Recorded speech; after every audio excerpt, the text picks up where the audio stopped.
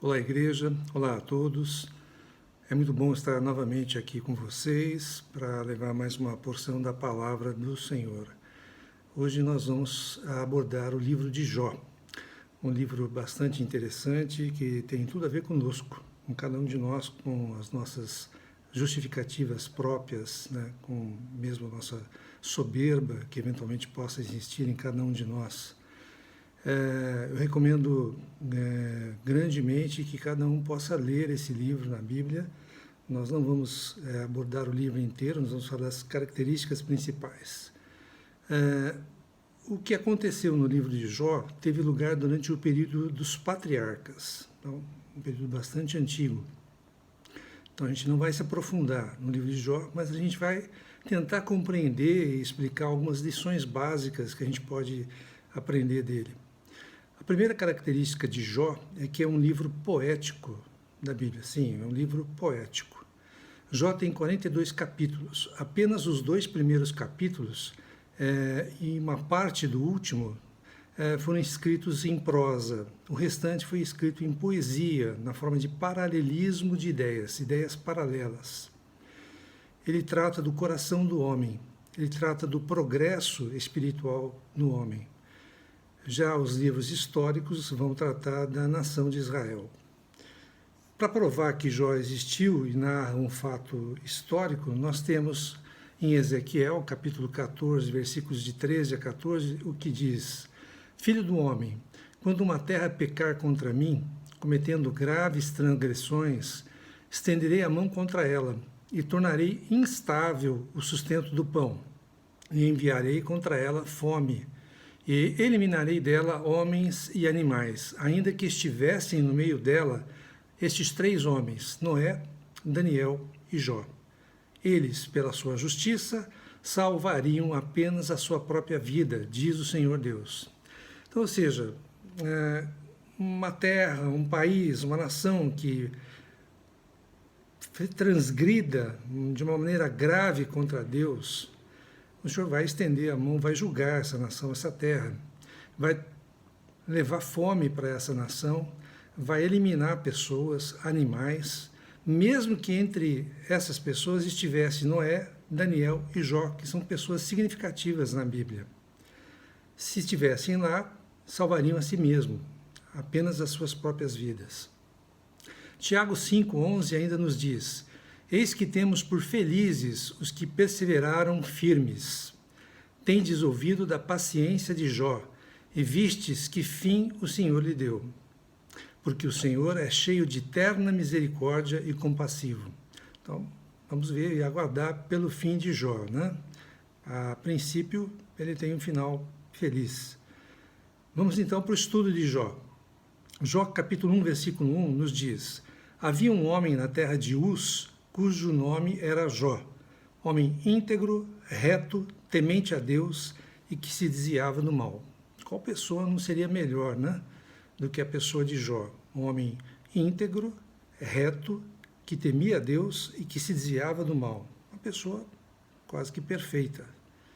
Jó, capítulo 1, versículos de 8 a 11, nos diz: Perguntou ainda o Senhor a Satanás. Satanás estava lá conversando com Deus. Observaste o meu servo Jó?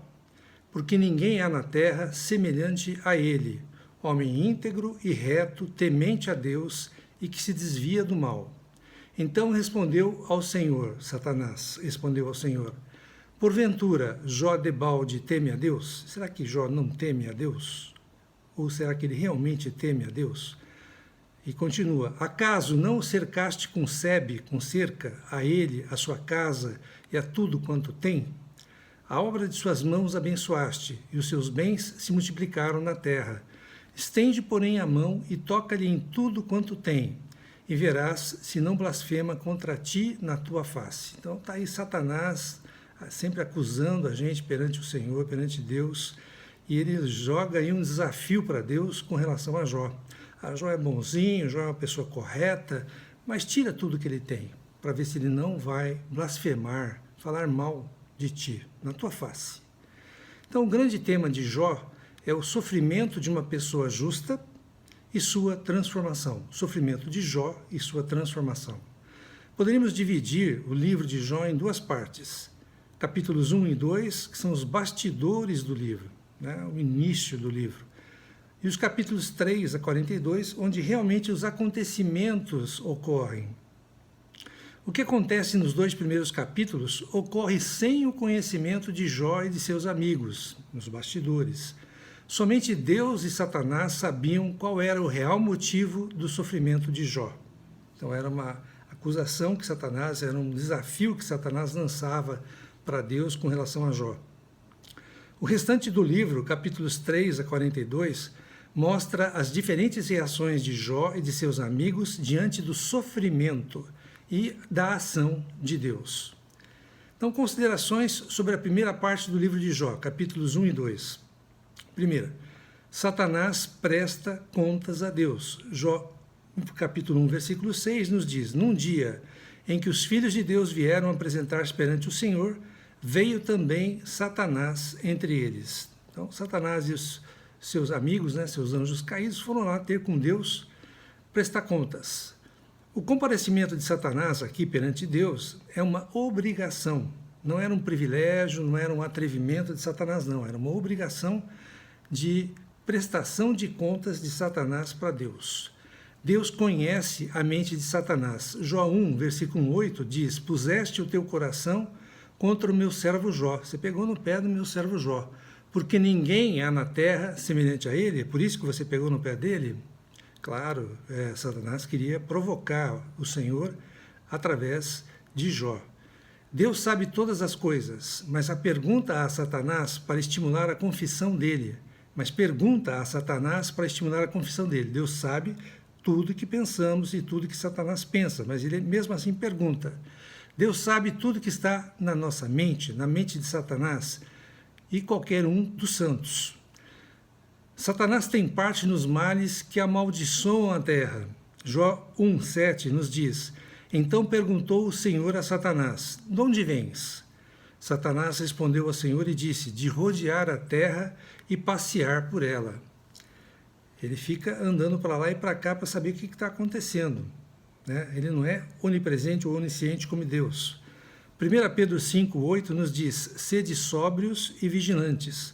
O diabo, vosso adversário, anda em derredor, como leão que ruge, procurando alguém para devorar. Não dá moleza, não. Não dá bobeira para Satanás, porque ele vai te pegar se você der bobeira.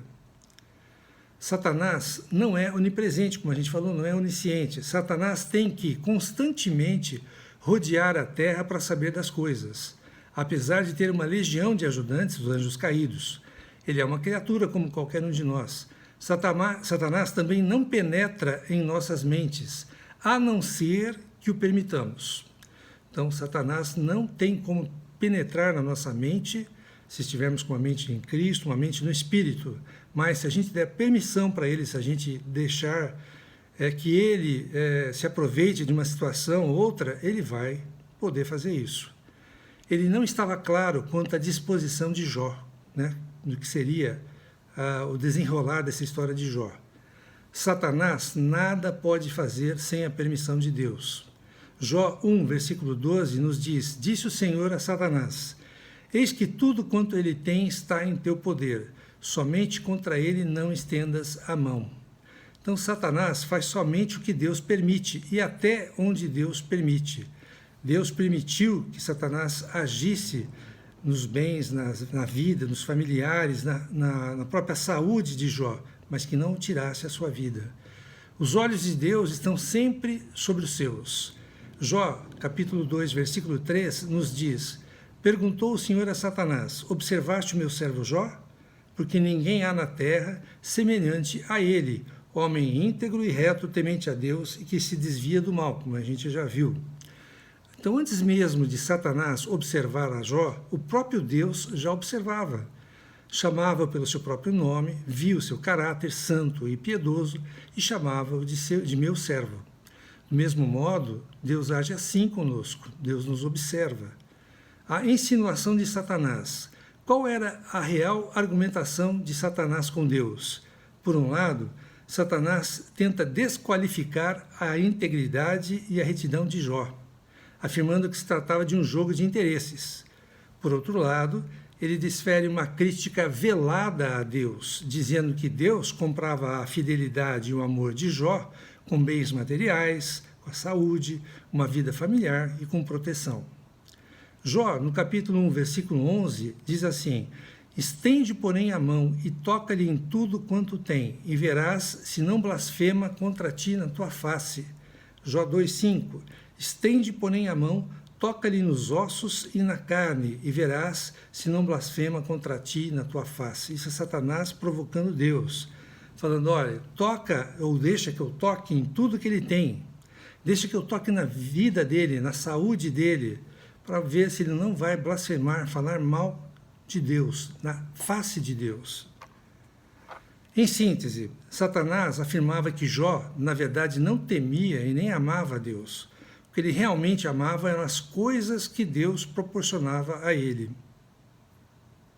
Não vamos fazer nenhum paralelo com os dias de hoje em nossas vidas, né? Deus queria demonstrar para Satanás que ele estava errado. Então ele permite que Satanás toque em tudo o que Jó possuía, inclusive seu corpo, a sua saúde, somente não permitindo que a vida de Jó fosse tirada.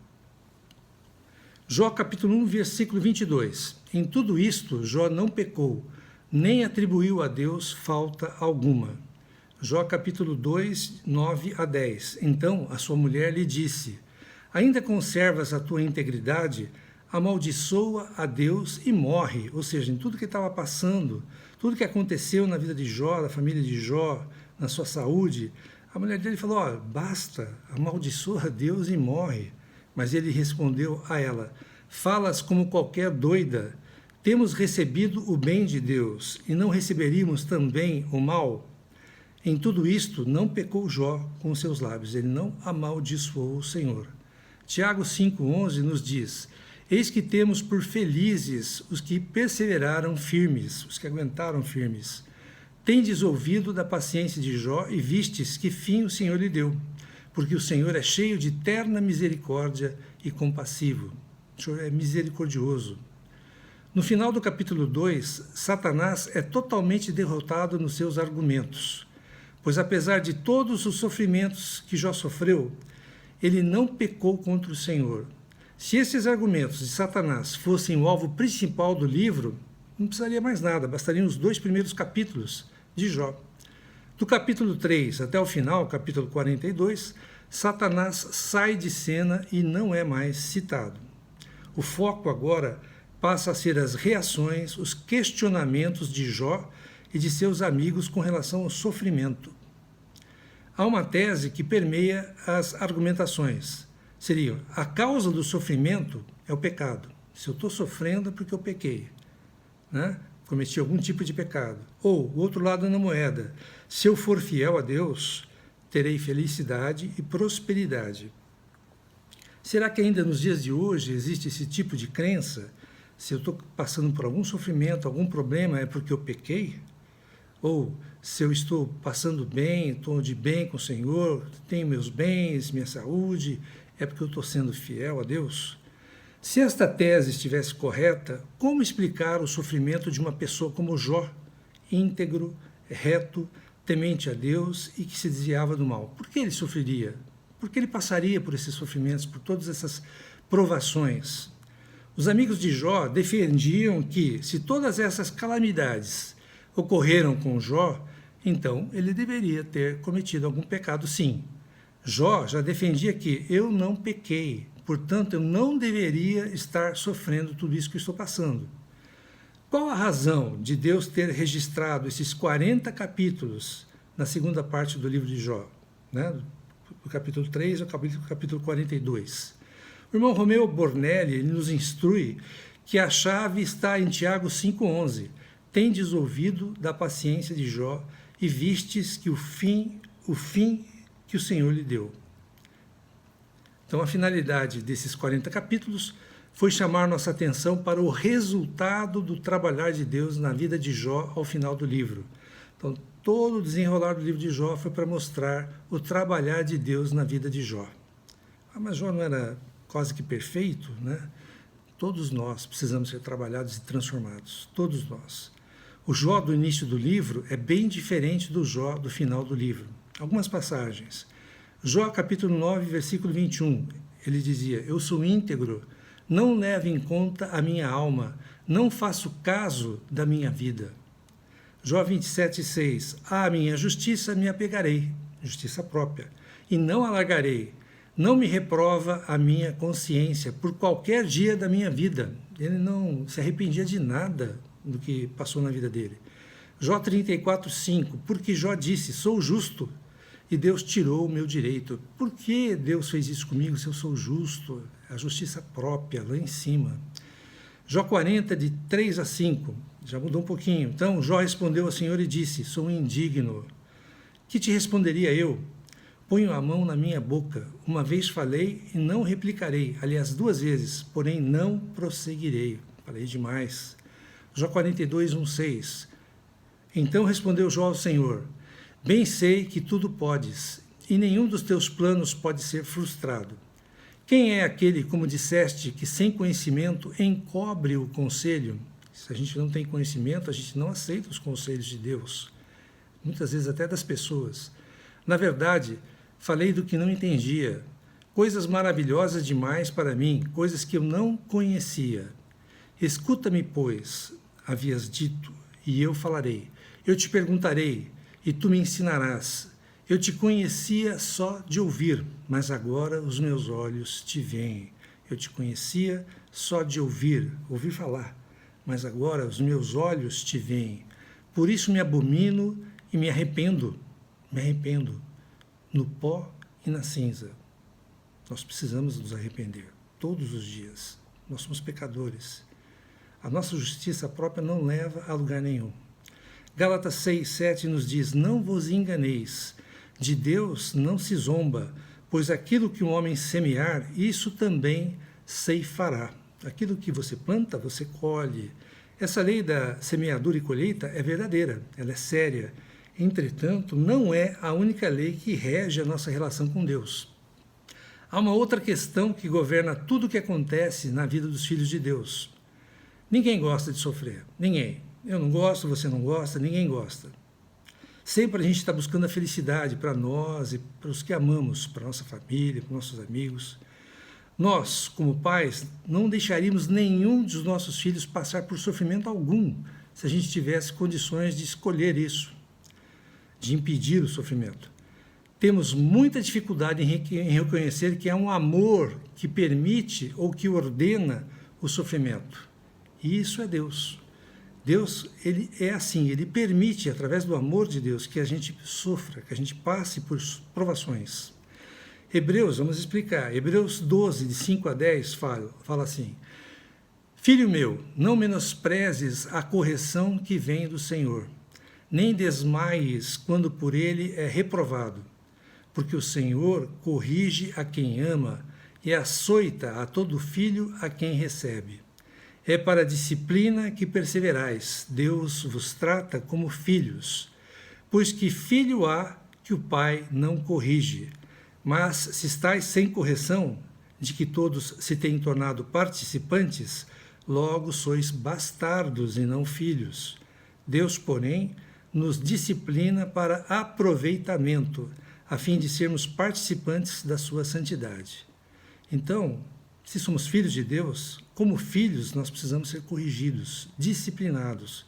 Se você, como pai, como mãe, não corrige, não disciplina o seu filho, você vai ver lá na frente o que vai virar isso, né? Que pessoa adulta vai ser esse seu filho ou sua filha, que não foi corrigida, que não foi disciplinada quando deveria ser. Aliás, é uma função dos pais para o resto da vida, né? Dar conselhos, orientar. E isso Deus faz conosco. Para quê? Para aproveitamento, para nossa maturidade, para a gente ser participantes da santidade de Deus, para sermos santos, santificados, né? Para termos o nosso espírito elevado com relação ao Espírito Santo que está dentro de nós. 1 Pedro 4,12 nos fala, amados, não estranheis o fogo ardente que surge no meio de vós, destinado a provar-vos, como se alguma coisa extraordinária vos estivesse acontecendo.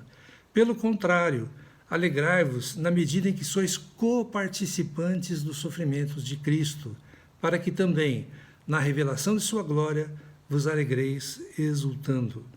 Ou seja, se Cristo sofreu, porque nós, como filhos de Deus, como irmãos de Cristo, né, não vamos sofrer também. Né? E não é para a gente estranhar, não é? As provações, o fogo ardente que surge no meio de nós, os problemas que surgem no meio de nós. Nós precisamos sim passar por esses problemas com o Senhor, com Deus participando juntamente conosco. Na segunda parte do livro de Jó, nós vemos sim um sentido para o sofrimento do justo. Esse sentido está relacionado com a filiação. Então nós temos que você planta, que você colhe, e nós temos a filiação. Então, embora Jó fosse íntegro, reto, temente a Deus, Jó era um filho imaturo. Um filho imaturo precisa crescer, precisa passar por situações de provas, de provações, de problemas que façam com que essa pessoa se torne madura espiritualmente, não só no corpo, na alma, mas no espírito também. Por meio do sofrimento, Jó passou a ter um conhecimento mais profundo de Deus. Ele dizia: eu te conhecia só de ouvir, mas agora os meus olhos te veem. Por consequência, passou a conhecer melhor a si próprio. A gente só conhece mais a nós mesmos quando nós conhecemos mais de Deus. É Deus que nos mostra realmente quem nós somos, o que precisa ser tratado, o que precisa ser mudado, o que precisa ser acrescido dele. Aqueles cantinhos escuros que estão dentro de nós, que a gente não quer que ninguém veja, ninguém chegue lá. Nós precisamos abrir essas portas e deixar que o Senhor nos ilumine, né? Nos transforme, pessoas melhores. Então, algumas reações de Jó, dos capítulos 3 a 31.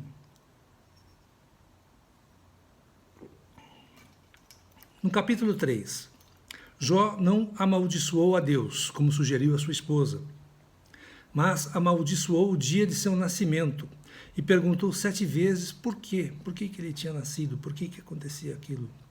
Capítulo 6 e 7, ele pede para morrer e disse perseguido por Deus. Isso no capítulo 6. 9 e 10, acusa Deus de ser amoral e sádico, além de ser arbitrário. No capítulo 10, ele pede para Deus dar uma aliviada na vida dele antes de morrer. Queria morrer. No capítulo 29, Jó se autoglorifica. No capítulo 30, Jó mostra sua autopiedade. E no capítulo 31, ele se auto-justifica. Então, entre os capítulos 3 e 31, nós vemos que Jó, em função dos sofrimentos que passou, em função das falas e provocações que não são verdadeiras, né, equivocadas dos seus amigos, dos seus 3 amigos, ele peca e rebela-se. Jó 34, 36 a 37 diz: tomara fosse Jó provado até o fim, porque ele respondeu como homem de iniquidade, pois ao seu pecado acrescenta rebelião. Então Jó primeiramente sofreu, depois pecou e depois se rebelou. Então o sofrimento na vida do justo tem função instrutiva. Se a gente não entender, se a gente não confiar em Deus nesses momentos de sofrimento porque a gente passa, muito provavelmente a gente vai reagir igual Jó fez. Ele sofreu, pecou e se rebelou. Deus não suporta a rebelião. E não quer dizer que o sofrimento por si só produza amadurecimento. Muitos sofrem e se tornam o quê? Pessoas piores, amarguradas, revoltadas, cheias de si mesmas. Eu consegui passar, consegui vencer por mim mesmo. Ou, se não houver o trabalho amoroso e persistente de Deus nas nossas vidas, por meio dessas tribulações, não vai ter a graça de Deus nas nossas vidas. Uma graça que nos assiste, nos capacita. Não teríamos uma resposta adequada para esse trabalhar de Deus, esse trabalhar terno, misericordioso de Deus em nós. A partir do capítulo 32, Deus primeiramente usa Eliú, um dos amigos de Jó, e depois fala pessoalmente, ensina pessoalmente a Jó. Então vemos lições preciosas nos capítulos de 32 a 37, na fala de Eliú, e nos capítulos 38 a 41, na fala de Deus, né, na fala de Deus, pessoalmente, diretamente com Jó. Em Jó 27,6 nós temos: à minha justiça me apegarei e não alargarei. Não me reprova a minha consciência por qualquer dia da minha vida. Já lemos esse versículo. Jó 40, 3 a 5. Então Jó respondeu ao Senhor e disse: sou indigno. Que te responderia eu? Ponho a mão na minha boca, uma vez falei e não replicarei. Aliás, 2 vezes, porém não prosseguirei. Também já lemos esses 2 versículos. Jó 42, de 5 a 6, também já vimos, vamos repetir. Eu te conhecia só de ouvir, mas agora os meus olhos te veem. Por isso me abomino e me arrependo no pó e na cinza. Então aí já é um Jó transformado, que agora ele via o Senhor, não era só de ouvir falar, ele se arrependia, de uma maneira contundente ele se arrependia. Podemos afirmar que dos capítulos 3 a 31, a alma de Jó e de seus 3 amigos tentam se justificar perante Deus. E no caso dos 3 amigos, ainda mais, culpam Jó. Não, Jó pecou, Jó tem culpa nisso. No caso de Jó, ele se justifica e culpa quem? Culpa Deus. Né? Então os 3 amigos se justificam, culpam Jó. E Jó se justifica e culpa Deus. Já nos capítulos 32 a 37, entra em cena Eliú. Aí ele traz uma interpretação espiritual e não da alma, a respeito do sofrimento de Jó. Então ele foi instruído pelo Espírito mesmo para falar. E lições que a fala de Eliú nos traz. Eliú, representando o Espírito, foi o último a falar. Em geral é isso, a gente tem as experiências de sofrimento, a gente se debate em nós mesmos, e por último, a gente ouve a nossa alma, e por último, a gente busca os conselhos de Deus, os argumentos do Espírito, que damos ouvidos, né, ao Espírito. Por último, primeiro é a nossa alma, tentando combater, persiste em tentar suplantar os problemas, as argumentações contrárias, tudo que estamos passando, a gente consegue resolver sozinho. Primeiro é assim, na nossa alma, no nosso eu, no nosso velho eu. E por último, a gente busca o Espírito Santo, busca o Senhor. Jó 33, 12, Eliú lembra a Jó que Deus é maior que o homem. Não deveria ser assim, né? A gente ser lembrado que Deus é Deus e nós somos apenas uma criatura de Deus. Devemos ter essa consciência sempre. Nunca seremos como Deus, por mais santos e justos que a gente seja. Os pensamentos de Deus são muito mais profundos que os nossos pensamentos. Os caminhos de Deus são muito mais elevados que os nossos caminhos e a sabedoria de Deus é incomparável. Ele não pode ser colocado numa caixinha, ser limitado pela nossa mente. Não tem como a gente limitar Deus, achar que a gente sabe, que a gente conhece Deus e colocar assim, fechadinho, numa caixinha. Apesar de tudo isso, Deus, com a sua graça, ele se revela, ele se comunica conosco. Jó 23, de 13 a 14, nos fala: por que contendes com ele, afirmando que não te dá contas de nenhum dos teus atos? Pelo contrário, Deus fala de um modo, sim, de 2 modos, mas o homem não atenta para isso. Deus revela sim, mas às vezes nossos ouvidos não ouvem. Muitas vezes Deus quer falar conosco, mas a gente não tem tempo para Deus. A gente não abre os nossos ouvidos, a gente não escuta. A gente entra aqui, sai aqui, a gente não escuta, não processa o que o Espírito Santo está falando para nós, porque ele fala com um sussurro, um pequeno ruído, né? Para a gente poder interpretar e agir segundo a sua vontade. Ele não fala com alaridos, com gritos, nada disso. Ele fala com pequenos sussurros. Jó 33, 17 fala: para apartar o homem do seu desígnio e livrá-lo da soberba. Aqui ele toca em um dos problemas de Jó, a soberba. Ele era orgulhoso. Tiago 4,6 diz assim: Deus resiste aos soberbos, mas dá graça aos humildes. Deus resiste aos soberbos, mas dá graça aos humildes. Deus resiste ao orgulho, aos orgulhosos, mas dá graça aos humildes. O sofrimento fez com que Jó voltasse seus olhos para si mesmo, a ponto de ele achar que ele era mais justo que Deus. Está no capítulo 10. e capítulo 35. Quão terrível é desviarmos os nossos olhos do Senhor e colocá-los em nós mesmos. Provérbios 16, 18 nos fala: a soberba precede a ruína, e a altivez do espírito, o orgulho, precede a queda. Jó apegou-se de tal maneira à sua própria justiça que concluiu que Deus estava sendo injusto com ele. Nós corremos um grande perigo quando pensamos ter descoberto fórmulas mágicas para obrigar a Deus a fazer as nossas vontades, como se fosse um gênio da lâmpada, que sai da lâmpada e a gente fala e ele vai fazer o que nós pedimos. Devemos ter muito cuidado em não sermos altivos, orgulhosos por causa da nossa justiça ou mesmo da nossa própria doutrina ou da nossa piedade, entre outras coisas.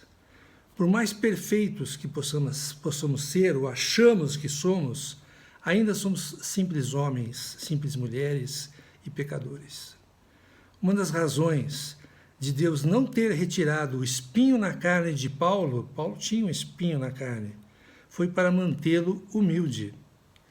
Por isso, ele nos diz em Filipenses 2, de 5 a 7, tende em vós o mesmo sentimento que houve também em Cristo Jesus. Pois ele, Cristo, subsistindo em forma de Deus, não julgou como usurpação o ser igual a Deus, antes a si mesmo se esvaziou. Então, quando Jesus Cristo veio à Terra como homem, ele era Deus, mas ele era homem, ele se esvaziou da condição de Deus. Ele viveu como homem, para morrer como homem e salvar toda a humanidade que cresce nele. E aí nós temos um homem à direita de Deus. Hoje nós temos um homem que morreu, ressuscitou e está à direita de Deus. Nós temos um homem, Deus e homem, Cristo Jesus, homem. E fica a pergunta aqui, você alguma vez parou um pouquinho do que tudo que você está fazendo? Não tenho tempo, mas você parou um pouquinho para você se esvaziar de você mesmo, do seu velho homem, da sua velha maneira de ser, e se encher um pouquinho do Espírito Santo, que se você creu, está dentro de você, que você precisa dar vazão para ele agir na tua vida, para ser um novo homem que o Senhor, o Espírito Santo quer te transformar. Você já fez isso? Se não fez, precisa fazer. Todos os dias, por pouco que seja, é de pouquinho em pouquinho que a gente vai sendo transformado pelo Senhor. Vamos juntar alguns trechos de versículos de Jó 34, 10 a 12, 29, 33 e 35. Pelo que vós, homens sensatos, escutai-me. Longe de Deus o praticar ele a perversidade e do Todo-Poderoso cometer injustiça, longe disso, pois retribui ao homem segundo as suas obras, e faz que a cada um toque segundo o seu caminho. Na verdade, Deus não procede maliciosamente, Deus não é malicioso. Nem o Todo-Poderoso perverte o juízo. Se ele aquietar-se, quem o condenará? Se ele encobrir o rosto, quem o poderá contemplar, seja um povo ou seja um homem? Acaso deve ele recompensar-te segundo tu queres ou não queres, segundo a nossa vontade? Jó falou sem conhecimento, e nas suas palavras não há sabedoria. Então, tudo que ele brigou com Deus, como a gente faz hoje, né? Briga com o Senhor, se alguma coisa não dá certo, não acontece de acordo com o que a gente quer, e a gente briga, a gente esperneia, bate o pé. Tudo isso significa que a gente não tem sabedoria, significa que a gente não está correto.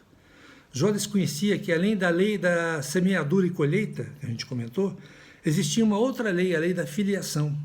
Essa, sim, rege o relacionamento de Deus com seus filhos. Jó 35, 14 diz: Jó, ainda que dizes que não o vês, a tua causa está diante dele, por isso espera nele. Que maravilha isso. Então, apesar da gente não entender o que está acontecendo com a gente, muitas vezes isso acontece mesmo, não significa que Deus se esqueceu de nós. A nossa causa está diante de Deus, diante dele. Podemos e devemos esperar nele, esperar no Senhor, estar diante do Senhor, diante da face do Senhor, estar no Espírito e esperar nele, ter paciência, perseverança. resiliência. Jó 36,15 nos fala: ao aflito, livra por meio da sua aflição, e pela opressão lhe abre os ouvidos. Então, Deus não nos livra da aflição, dos problemas, das provações, das tribulações, mas sim por meio delas. Ele nos livra por meio delas. A gente vai passar por elas, mas por meio delas, a gente passa juntamente com o Senhor, através delas, com o Senhor, Ele vai nos livrar. Então vamos agora para os capítulos 38 a 42. O falar de Eliú prepara Jó para o falar de Deus, que vem logo em seguida. Deus inicia seu falar revelando que tem desígnios. Ele não faz as coisas arbitrariamente. Em tudo ele tem um propósito. Na sua vida, na minha vida, em tudo tem um propósito. Todas as perguntas feitas a Jó por Deus tinham o objetivo de revelar a Jó que Deus é soberano, Deus é sábio, Deus é amoroso. O mesmo Deus poderoso e sábio que criou o universo é o mesmo que sacia a fome dos leõezinhos, que alimenta os filhotes dos corvos, cuida das crias das corças, atenta para as dores de parto. Então, da mesma maneira, Ele cuida de nós, sempre, nunca nos abandona. O trabalhar de Deus em nossa vida tem dois alvos principais: nos transformar individualmente e fazer de nossas vidas uma bênção para os outros. Então, nos transformar e fazer das nossas vidas uma bênção para os outros. E a chave para isso, sabe qual que é? O sofrimento. O sofrimento. Hebreus 12:2 nos fala: olhando firmemente para o autor e consumador da fé, Cristo, o qual, em troca da alegria que lhe estava proposta, suportou a cruz, não fazendo caso da ignomínia, e está assentado à destra do trono de Deus. Então, Cristo, ele sabia, ele tentou, né? Falou: Pai, passa de mim esse cálice, mas ele sabia que ele veio para isso. Ele veio para sofrer em nosso nome, né? Por nós, para cada um de nós. Ele veio para morrer na cruz, para vencer a morte, para vencer o inimigo, Satanás, na cruz, para crucificar o nosso velho homem, a nossa velha maneira de ser, na cruz, todos os dias, para ressuscitar, para ascender e estar à direita de Deus Pai e nos fornecer o Espírito para que nós o recebêssemos e para que Ele cuidasse de nós da primeira vinda de Cristo até a sua próxima vinda. Isso é trabalho do Espírito Santo. 2 Coríntios 4, de 11 a 12, Paulo nos ensina: porque nós que vivemos somos sempre entregues à morte por causa de Jesus, para que também a vida de Jesus se manifeste em nossa carne mortal. De modo que em nós opera a morte, mas em vós a vida. Em nós, como Jesus, opera a morte, mas em vós a vida. Se a gente morre com o Senhor, nós ressuscitamos uma nova pessoa todos os dias, e fornecemos o quê? Vida para as pessoas. Então, o nosso sofrimento, além de nos transformar, também abençoa os outros, fornece vida para os outros. No final do livro, Jó foi levado a interceder por seus 3 amigos. Enquanto fazia isso, mudou o Senhor a sorte, o cativeiro de Jó. Jó deixou de ser um prisioneiro de si mesmo e passou a ser um servo, um cativo do Senhor. Entre o Mar Vermelho, que representa o batismo, e o Rio Jordão, que representa a entrada na Terra Prometida, no reino, ao deserto. Ali, no deserto, a nossa alma é transformada. Durante toda a nossa vida, nossa alma é transformada. Mas nós precisamos permitir. Tudo que é velho do homem fica para trás. Assim ficou para trás a geração dos israelitas, né, que reclamavam do Senhor no deserto, que pediram lá as codornizes, tinham sede, pediram água, pediram comida, queriam voltar para o Egito, né? E essas pessoas morreram. Só a nova geração que entrou na Terra Prometida, representando o velho homem, representando a nossa velha pessoa, que precisa morrer todos os dias na cruz. Mas nós precisamos dar o primeiro passo para isso, permitir que o Senhor trabalhe em nós. Deuteronômio 8, 2 e 16 diz: recordar-te-ás de todo o caminho pelo qual o Senhor teu Deus te guiou no deserto esses 40 anos, para te humilhar, para te provar, para saber o que estava no teu coração, se guardarias que teus pais não conheciam, para te humilhar e para te provar, e afinal te fazer bem. Então o sofrimento, as provações, não é para nos fazer mal, pelo contrário, é para nos amadurecer, para nos fazer bem, para nos fazer melhores do que nós somos. Então, mesmo estando no deserto de nossa vida, o Senhor nos sustenta. Todos os dias nos sustenta. 2 Coríntios 12, 9 diz, então ele me disse, a minha graça te basta, porque o poder se aperfeiçoa na fraqueza. A minha graça te basta, porque o poder se aperfeiçoa na fraqueza e não na força. De boa vontade, pois, mais me gloriarei nas fraquezas, para que sobre mim repouse o poder de Cristo. Isso é Paulo falando. Né? Ele se gloriaria nas fraquezas, no que ele tinha de fraco, porque quando ele era fraco, ele era forte. O Senhor podia trabalhar nele, podia atuar nele, com a força do Senhor. A graça do Senhor nos sustenta, é a graça que nos sustenta. E com ela, a gente pode passar toda e qualquer prova e sofrimento, toda e qualquer situação, tribulação, toda qualquer situação ruim, mesmo agora que nós estamos passando essa pandemia terrível, nós precisamos da graça do Senhor. O Senhor sabe que é melhor para cada um de nós. Vamos nos cuidar, mas vamos buscar o Senhor, para que a graça dele nos sustente. Podemos sempre contar com o Senhor. Ele nunca nos abandona. Ele sempre faz o que é melhor para cada um de nós. Sabe o que é melhor para cada um de nós? A vontade de Deus, a vontade de Cristo em nossas vidas. Terminando, Jó 42, versículo 10 e 12, primeira parte dele, 12a. Mudou o Senhor a sorte de Jó, quando este orava pelos seus amigos. Então, quando ele orava pelos amigos, precisamos fazer isso, orar pelas pessoas, para o Senhor mudar a nossa sorte, como mudou a sorte de Jó. Nessa situação que Deus mudou a sorte de Jó, quando ele orava pelos seus amigos. E sabe o que aconteceu? De tudo que ele perdeu, bens, família, saúde, de tudo que ele perdeu, o que aconteceu? O Senhor deu-lhe o dobro de tudo o que antes possuíra.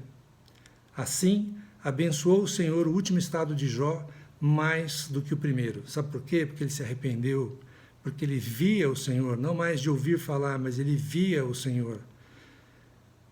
Ele foi transformado pelo Senhor, porque ele permitiu, ele não ficou brigando com o Senhor como ele fez nos outros capítulos anteriores, que brigava com o Senhor, achando que era justo, que ele tinha justiça própria suficiente para ser uma pessoa correta, ser uma pessoa que não precisava de Deus, na verdade, e todos nós precisamos. Por mais justo que a gente seja, nós precisamos, porque nós somos pecadores. Nós precisamos da graça do Senhor, nos arrepender, pedir perdão pelos nossos pecados, pedir pelo sangue do Senhor todos os dias, para sermos transformados e para podermos reinar com o Senhor. Espero que vocês tenham gostado. Para quem ainda não se inscreveu, eu repito, aqui embaixo tem inscrever-se no meu canal para poder ter acesso aos vídeos que já estão aí, né? E para os que vierem. Também gostaria de falar que a ICEL, a Igreja Cristã em Londrina, também tem um canal no YouTube e também tem um canal no Facebook. E estamos estudando Apocalipse de uma maneira contínua. Eu quero que o Senhor abençoe cada um de nós, cada um de vocês, as suas famílias. Eu peço ao Senhor que abrevie essa pandemia, que o Senhor dê graça, que o Senhor afofe o leito dos que estão internados nos hospitais, seja nas enfermarias, seja nas UTIs, que o Senhor possa recobrar a saúde de cada um deles, que o Senhor dê alívio às famílias desse sofrimento terrível, que o Senhor possa ouvir as nossas preces. Amém.